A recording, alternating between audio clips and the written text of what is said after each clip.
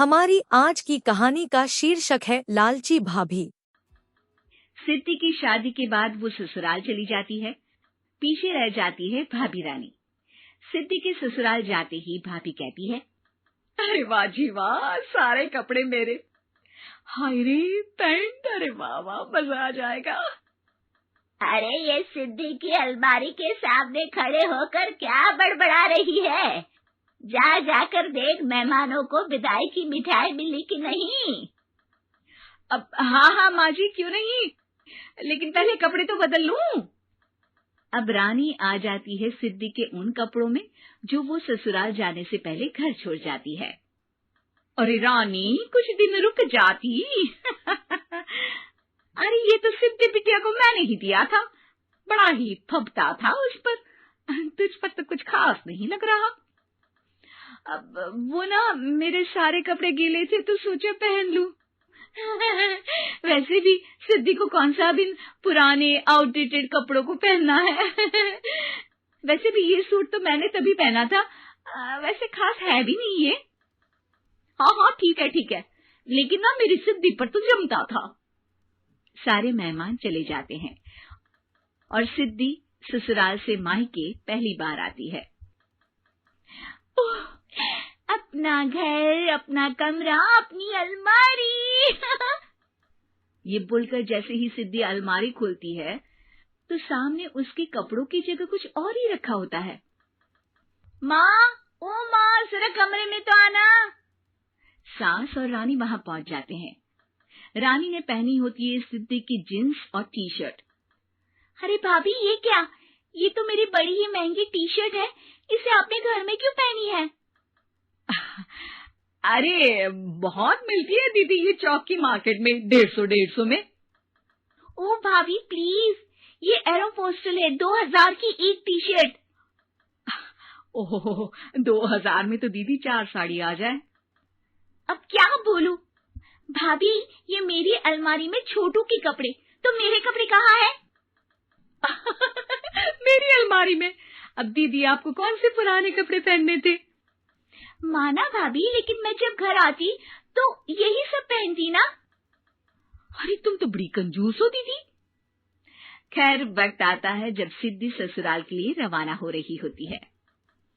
अरे रानी, अंदर से सिद्धि का गिफ्ट ले आ, लड़की पहली बार ससुराल से मायके आई है। रानी अंदर जाती है और एक सिंपल सी साड़ी लेकर बाहर आ जाती है। ये लीजिए माँ जी। सास बेटी को गिफ्ट देकर ससुराल भेजती है।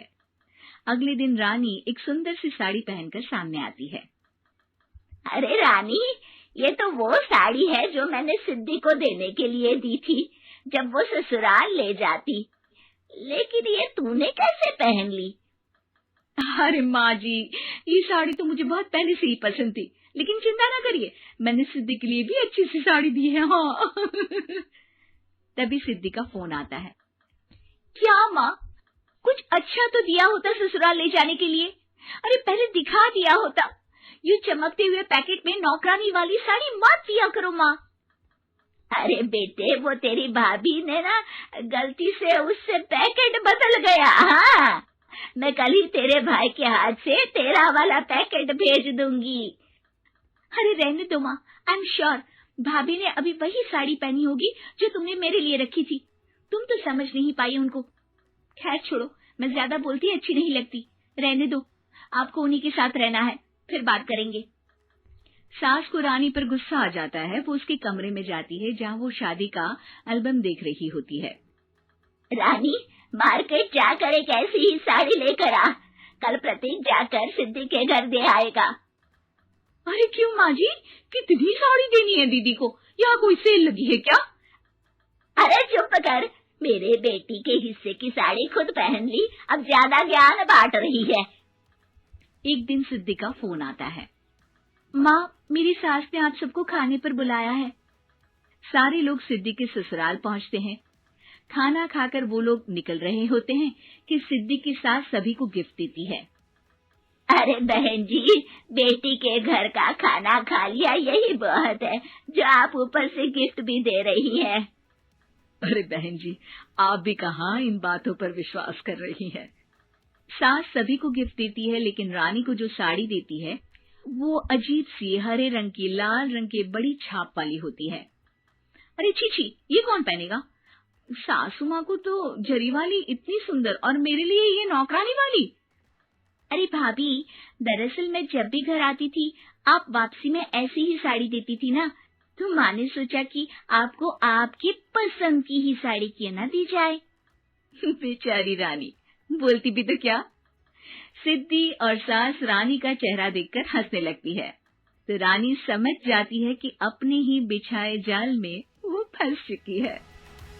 तो अगर आपको हमारी कहानी पसंद आई तो हमारे चैनल को सब्सक्राइब कीजिए, लाइक कीजिए और शेयर कीजिए। मिलते हैं अगली कहानी के साथ जल्द ही।